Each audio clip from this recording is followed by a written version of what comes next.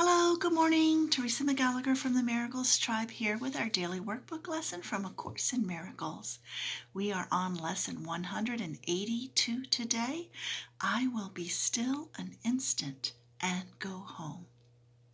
This world you seem to live in is not home to you. And somewhere in your mind, you know that it is true. A memory of home keeps haunting you as if there were a place that called you to return, although you do not recognize the voice, nor what it is the voice reminds you of. Yet still you feel an alien here from somewhere all unknown. Nothing so definite that you could say with certainty that you are an exile here.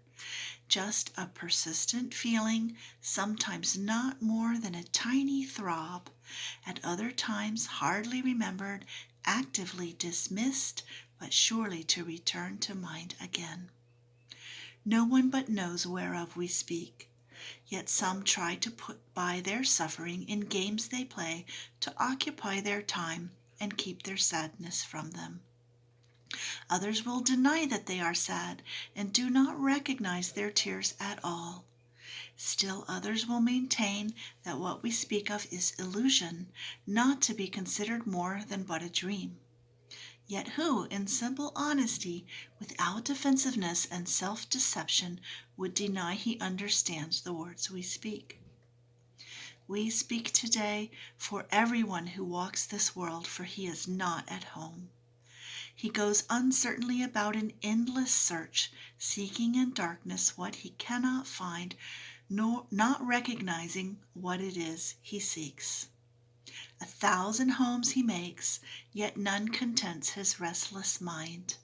He does not understand he built in vain. The home he seeks cannot be made by him. There is no substitute for heaven. All he ever made was hell. Perhaps you think it is your childhood home that you would find again.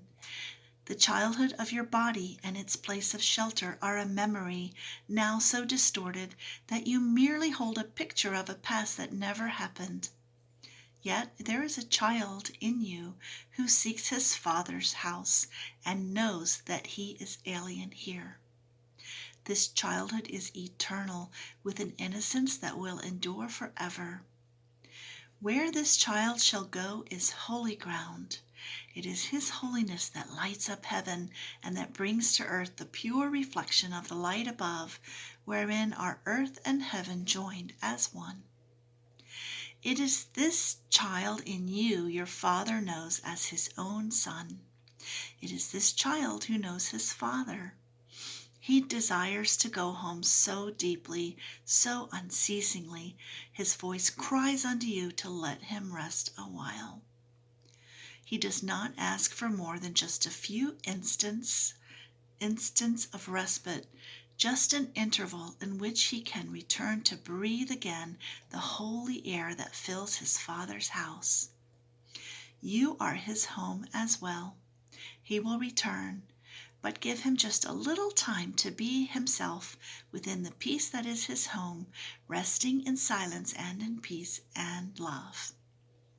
This child needs your protection. He is far from home. He is so little that he seems so easily shut out, his tiny voice so readily obscured, his call for help almost unheard amid the gathering sounds and harsh and rasping noises of the world. Yet does he know that in you still abides his sure protection. You will fail him not. He will go home, and you along with him. This child is your defenselessness, your strength. He trusts in you. He came because he knew you would not fail. He whispers of his home unceasingly to you, for he would bring you back with him, that he himself might stay and not return again where he does not belong and where he lives an outcast in a world of alien thoughts. His patience has no limits. He will wait until you hear his gentle voice within you, calling you to let him go in peace, along with you, to where he is at home and you with him. When you are still an instant, When the world recedes from you, when valueless ideas cease to have value in your restless mind, then will you hear his voice. So poignantly he calls to you that you will not resist him longer. In that instant, he will take you to his home, and you will stay with him in perfect stillness, silent and at peace, beyond all words, untouched by fear and doubt, sublimely certain that you are at home. Rest with him frequently today, for he was willing to become a little child, that you might learn of him how strong is he who comes without defenses, offering only love's messages to those who think he is their enemy. He holds the might of heaven in his hand and calls them friend, and gives his strength to them, that they may see he would be friend to them. He asks that they protect him, for his home is far away, and he will not return to it alone. Christ is reborn as but a little child each time a wanderer would leave his home, for he must learn that what he would protect is but this child who comes defenseless and who is protected by defenselessness. Go home with him from time to time today. You are as much an alien here as he. Take time today to lay aside your shield, which profits nothing, and lay down the spear and sword you raised against an enemy without existence. Christ has called you friend and brother. He has even come to ask your help in letting him go home today, completed and completely.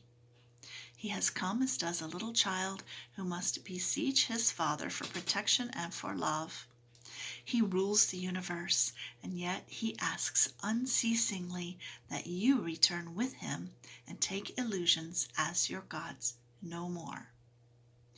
You have not lost your innocence. It is for this you yearn. This is your heart's desire. This is the voice you hear, and this the call which cannot be denied. The Holy Child remains with you. His home is yours.